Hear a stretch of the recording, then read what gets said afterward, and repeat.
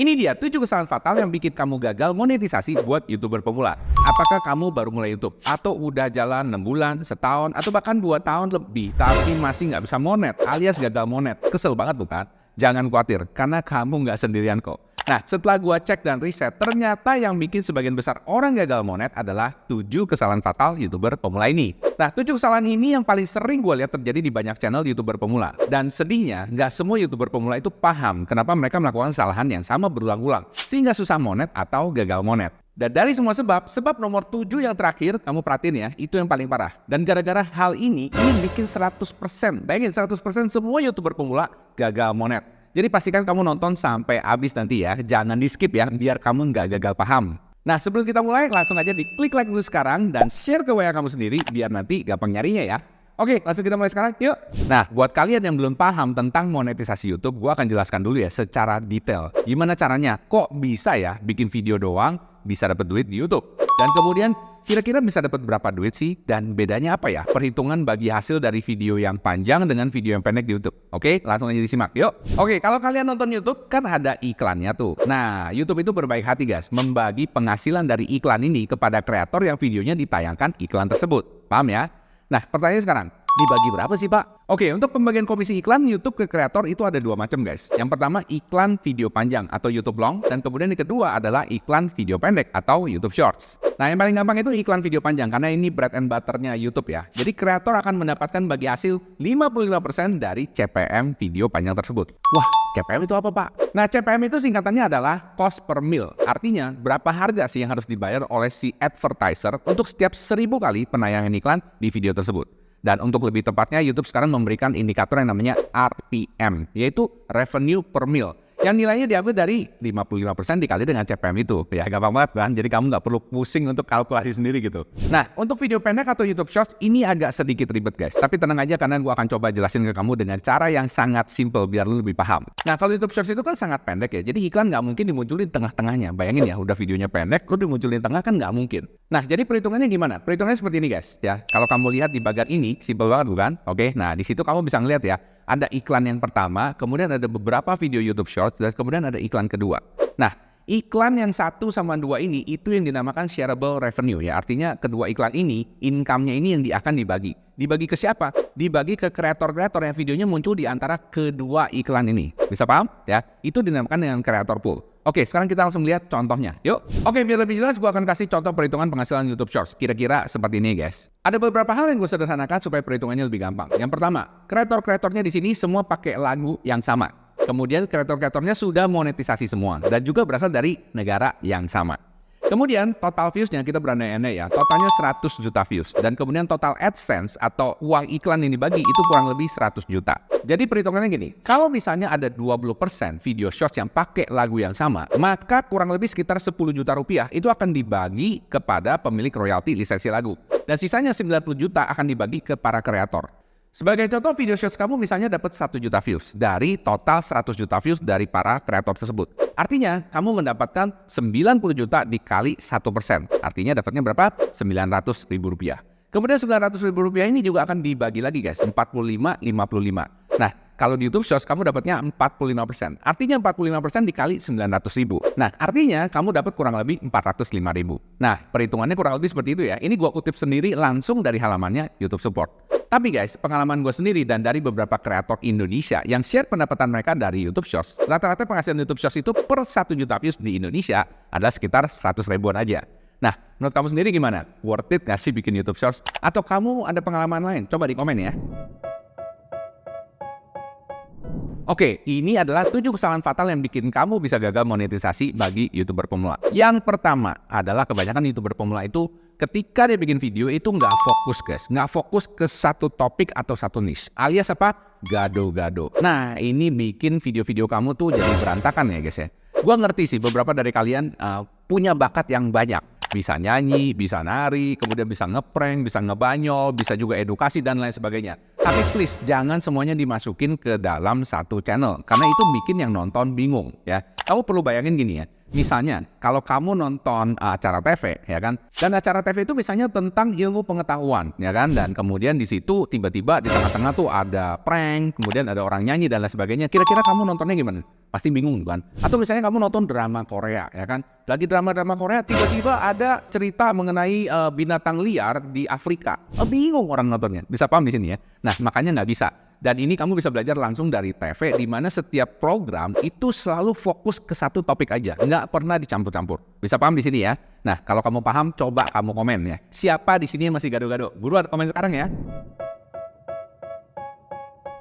Oke, 7 kesalahan fatal yang bikin YouTuber pemula gagal monetisasi selanjutnya adalah kebanyakan YouTuber pemula selalu minta subs for subs, ya kan? Tapi sebenarnya sih nggak langsung subs for subs ya. Kebanyakan di komen tuh ngomong, yuk saling support yuk ngapain yuk. Nah ini guys, gue sering banget ngeliat. Please don't do that, ya kan? Karena kenapa? Begitu lu melakukan subs for subs, ya kan? Apa yang akan terjadi? Orang yang nge-subs ke lu punya channel itu bukan orang yang benar-benar suka dengan kategorimu atau benar-benar suka dengan video-video yang kamu bikin. So what happened? What happened is this, ya kan? Ketika kamu ngepost video baru dan karena dia nge-subnya itu kan karena nggak enak hati sama kamu, karena kamu nge-sub dia dan dia pengen nge-sub balik kan, artinya dia nggak suka bener dengan apa yang kamu ngomongin. Dan ketika kamu taruh video baru, dia nggak lihat videonya. Nah bayangin ya, kalau misalnya satu orang, dua orang sih nggak kenapa, tapi kalau misalnya ada banyak, ada 100, 200 orang, ya kan, nah itu apa yang terjadi? YouTube akan berpikir, ya kan, algoritmanya berpikir, ini orang udah subscribe ke kamu. Kemudian ketika dia ngepost videonya itu nggak ditonton sama subscribersnya sendiri. Dan apa yang terjadi? Algoritma akan berpikir bahwa video kamu itu jelek. Dan kalau video kamu jelek, ya udah pastilah nggak bakal disebarluaskan ke lebih banyak orang lagi. Bisa paham? Dan akhirnya channel kamu jadi bantet, ya, tidak bisa bertumbuh. Jadi saran gue teman-teman, kalau lu do subs for sub, do yourself a favor, ya kan, minta orang untuk unsubs. Beneran serius sampai kayak gitu gue ya. Jadi tolong suruh teman-teman kamu yang nge-subs karena nggak enak hati, tolong di unsub sekarang ya. Itu lebih bagus ya. Karena kenapa? Itu akan memfilter orang-orang yang benar-benar suka dengan konten-kontenmu apa enggak. Nah, gue tahu ini sedikit ekstrim, tapi menurut lu sendiri gimana? Coba komen dulu ya. Siapa di sini masih sering sub for sub? Dan menurut kamu apakah itu ngebantu channelnya kamu? Let me know. Gue pengen tahu ya. Oke, kesalahan fatal selanjutnya yang bikin para YouTuber pemula susah monet adalah karena terlalu profit oriented. Artinya apa?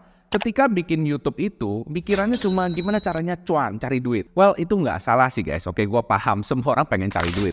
Cuman, kalau misalnya di awal, lu pikirannya untuk langsung cari duit dan cari duit yang banyak di YouTube, biasanya itu susah terjadi. Karena kenapa? Kalau misalnya seperti itu, orang itu pasti gampang nyerah. Karena jujur bikin YouTube itu nggak gampang guys ya. Dan dia akan misalnya dalam sebulan, 2 bulan, 3 bulan, 4 bulan, bahkan setahun dia belum monet-monet, udah pasti nyerah. Jangan kata setahun lah ya. Udah sebulan, 2 bulan baru bikin 10 video, 20 video, 30 video aja, biasanya udah nyerah ya. Makanya itu impiannya nggak bakal tercapai karena terlalu profit oriented. Nah kemudian hal yang jelek juga dari profit oriented thinking adalah ketika bikin video itu dia nggak benar-benar dari hatinya ya. Jadi artinya bukan berdasarkan passionnya, dia cuma nyari kategori-kategori yang cepat viral, kategori-kategori yang istilahnya CPM-nya tinggi atau mendapatkan monetisasi yang tinggi. Padahal dia nggak benar-benar paham dengan apa yang ngomongin atau dengan apa yang dia suka gitu ya. Akhirnya video-videonya biasanya tuh agak cetek gitu ya. Jadi nggak ada apa ya istilahnya nggak ada kedalamannya gitu ya. Dan orang-orang yang nonton itu bisa ngelihat dari situ. Bisa paham ya?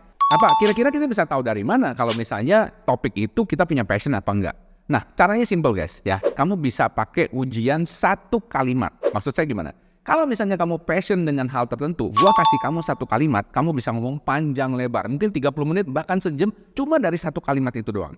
Tapi kalau misalnya kamu benar-benar nggak punya passion dan kamu nggak ngerti apa yang kamu ngomongin, dikasih satu kalimat ya bacanya satu kalimat doang. Nggak ngerti sama sekali. Bisa paham di sini ya? Nah, semoga kamu paham ya. Oke, sekarang kita langsung lanjut ke kesalahan berikutnya. Yuk! Nah, kesalahan fatal YouTuber pemula berikutnya yang bikin dia susah atau gagal monetisasi adalah kebanyakan YouTuber pemula itu hanya fokus sama dirinya sendiri. Ya, lah, bukannya bagus Pak, kan harus bisa punya passion dan lain sebagainya. Tadi kan Bapak baru ngomong seperti itu. Oke, gue paham. Maksud gue fokus sama diri sendiri sih begini, ya kan? Kebanyakan YouTuber pemula itu selalu ngerasa, kenapa ya gue nggak bisa berhasil, ya kan? Kenapa ya gue susah cari topik, ya? Kenapa ya nggak banyak views? Itu problemnya di situ guys. Terlalu fokus sama diri sendiri. Mikir kalau namanya lomba lari kayak lari sendirian. Kenapa? Karena biasanya mereka pasti jarang belajar dari orang lain. Ya mungkin belajar dari channel-channel seperti ini, tapi dia nggak belajar dari channel-channel satu topik. Bisa paham di sini ya? Gua aja guys ketika buka toko baju ya di Tanah Abang atau di Mangga 2 ya kan, gua selalu lihat tetangga guys ya. Ini yang tetangga sebelah jual baju tipe apa ya, modelnya seperti apa ya. Dan kita perlu tahu guys ya. Nah, kebanyakan YouTuber ya kamu boleh cek sendiri aja, tanya ya kan. Kalau ditanya, kira-kira channel kompetitor kamu siapa? Nggak tahu, nggak pernah ngecek yang jago siapa. Dan kayaknya ada beberapa orang juga yang kalau ngelihat channel kompetitornya itu ngerasa kayak gengsi gitu ya. Kayak, aduh, ngapain sih gue lihat-lihat? Ya kan gue perlu original, ngerti kan maksudnya ya? Jadi nggak mau belajar dari orang lain. Artinya dia nggak ada referensi. Dan ini penyakit banget buat banyak YouTuber pemula. Dan kemudian hal selanjutnya yang bikin hanya fokus pada diri sendiri itu jelek adalah kebanyakan YouTuber pemula itu hanya mikir dirinya sendiri, either yang paling benar atau yang paling kasihan. Paham ya? Gue pernah lihat beberapa YouTuber pemula yang ngoceh-ngoceh di komennya gue ya kan. Ngomongin dirinya sendiri paling malang lah, udah nyobain segala metode nggak berhasil dan lain-lain sebagainya. Jadi komplain gitu ya. Lah gue pikir ngapain lu komplain sama gue gitu kan ya. Intinya cuma satu, kalau lu mau maju ya lu mesti fight guys ya kan. Lu mesti belajar, mesti coba testing, gagal, coba testing kayak gitu. Nggak ada yang istilahnya nyodorin lu mesti jalan gimana, mesti ngasih tau. Nggak ada, nobody have that kind of privilege. Gitu ya, nggak ada gunanya gitu ya. Jadi daripada lo komplain ya kan, mendingan lo fighting ya kan, belajar, tes terus. Gue yakin lo pasti bisa, karena orang lain bisa. Kenapa lo nggak bisa? Bener kan? Kesalahan fatal YouTuber pemula yang bikin dia susah monet selanjutnya, ini menurut gue obvious banget. Yaitu apa? Tidak konsisten upload. Atau uploadnya ya sporadis. Maksudnya gimana? Lagi mood nih, lagi bikin ya kan, wah bikinnya banyak. Terus yang gila, sekali ngupload, satu hari bisa ngupload 2, 3, bahkan gue pernah ngeliat ada yang sehari ngupload 5. Bayangin coba, ngupload 5. Tapi terus kemudian besoknya lagi, seminggu kemudian, sebulan kemudian ngupload satu pun juga. Nah ini salah guys, ini salah ya. Kalau lu ngupload, lu harus konsisten. Kalau sehari satu, ya sehari satu. Ini misalnya di YouTube Shorts ya. Kalau misalnya satu minggu satu, atau satu minggu 2 yang YouTube Long, ya udah kayak gitu. Pak, tapi saya bisa bikin banyak pak. Kalau kamu bisa bikin banyak ya kan, dikumpulin dulu. Kemudian keluarnya itu dicicil ya. Jangan langsung kamu bikin 10-10-nya hari itu diupload. Itu nggak works like that ya. Kamu bayangin misalnya kamu nonton film drama Korea lagi lah ya paling gampang ya. Drama Korea kamu nonton ya kan. Kemudian filmnya ini seminggu ada yang ngupload 5. Oh, nonton habis. Terus seperti itu sebulan nggak ngupload. Gimana tuh rasanya? Bingung kan? Pasti nggak enak nontonnya, ya kan? Pasti seminggu satu. Nah itu seperti itu guys ya. Namanya stasiun TV dia udah perhatikan itu seperti itu. Ya kita tinggal belajar aja, gampang kan? Nah kesalahan fatal yang bikin YouTuber pemula susah monet selanjutnya adalah ini guys. Ini paling sering gue lihat ya. Di awal pada banyak yang nggak tahu. Yaitu apa?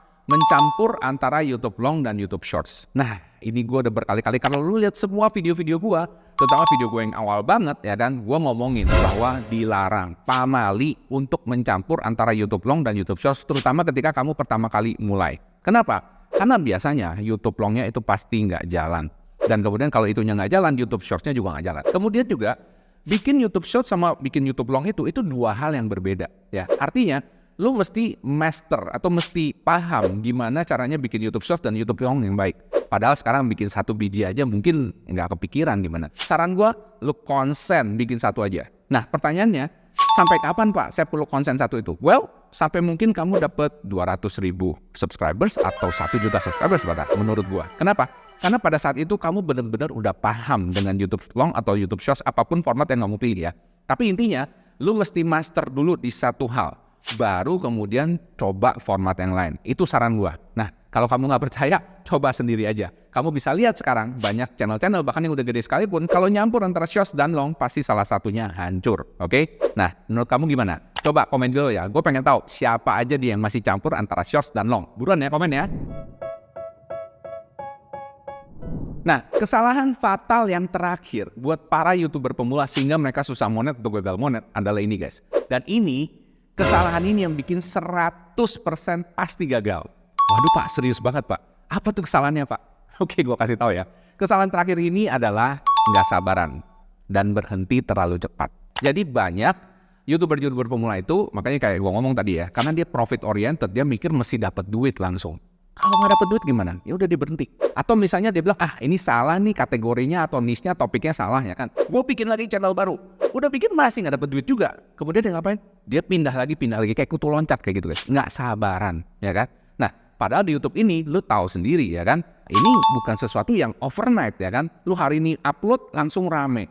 Lu mesti ngetes guys, lu mesti ngetes ya. Jadi intinya lu perlu tahu kira-kira channel ini ya winning topiknya apa. Jadi setiap channel itu ada winning topic guys ya. Maksud saya gimana ya? Maksudnya kalau kita analogikan dengan restoran seperti ini. Banyak restoran, oke, semua jual makanan Indonesia. Tapi restoran yang A terkenal dengan nasi gorengnya. Tahu dari mana? Padahal dia jualnya banyak. Ada soto, ada nasi goreng, ada bami dan lain sebagainya. Karena orang-orang di sini kalau datang ke situ kagak pesen soto, kagak pesen bami, pesennya nasi goreng. Ya, jadi ada winning product. Kalau di channel juga gitu, ada winning topic. Kalau lu udah dapet winning topicnya, ya udah produksinya kayak gitu terus. Jadi lu mesti paham dulu winning product lu, winning video lu di channel lu apa. Nah, kalau lu masih belum dapet, jangan berhenti ya dan sabar dulu. Pak, saya tuh udah main YouTube 3 tahun, Pak. Masih belum monet-monet. Nah, yang gua akan tanyakan pada lu sekarang, apakah dalam 3 tahun itu lu konsisten? Setiap minggu lu pasti upload. Kemudian apakah lu ngecek juga ya kan, kira-kira topik apa yang rame? Apakah lu sudah punya winning video atau winning content? Kalau lu belum punya ya kan, percuma lu mau 3 tahun, 4 tahun, 5 tahun, 10 tahun sekalipun nggak bakal jadi ya kan. Karena kenapa? Artinya lu kurang fokus ya, lu kurang fokus ya. Jadi bikin itu mesti fokus guys ya, mesti fokus dan mesti paham banget apa yang lu bikin. Karena percuma lu bikin, tapi lu nggak pernah analisa what's going on ya kan, ini berhasil apa enggak ya.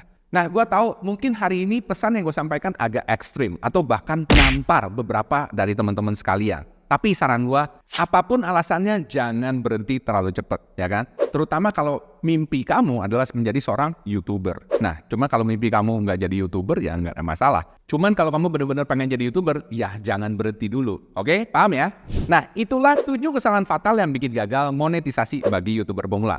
Share ya sama teman-teman kalian juga agar mereka juga bisa belajar ilmu berharga ini dan kamu bisa dapat pahalanya. Nah, kalau kamu mau ilmu lebih mendalam lagi tentang gimana caranya memulai YouTube, jadi YouTuber pemula yang sukses, gue buka kelas untuk belajar YouTube bareng dengan gue. Gue akan spill rahasia-rahasia gue merintis YouTube Teknobi, mulai dari 0 hingga sekarang punya 1 juta lebih subscribers. Dan juga gue akan spill beberapa rahasia yang gue dapetin dari channel baru ini. Dan kelas ini dibuka hanya setiap 1 bulan 1 kali doang. Jadi jangan lewatkan kesempatan ini kalau kamu nggak mau nunggu sampai bulan-bulan berikutnya ya. Nah, kalau kamu mau ikutan, caranya simple banget. Langsung aja cek di website ini ya guys ya. Link pendaftarannya gue sertakan juga di deskripsi. So, sampai jumpa di webinar. Nah, kalau kamu baru mulai YouTube, saran gue, tonton ya video ini nih ya. Video strategi memulai YouTube tahun ini buat YouTuber pemula. Gue akan share apa yang harus dilakukan dan apa yang jangan dilakukan. Jadi supaya kamu nggak buang waktu dan tidak salah langkah lagi ya. Langsung dicek di sini ya guys ya. Cek sekarang ya.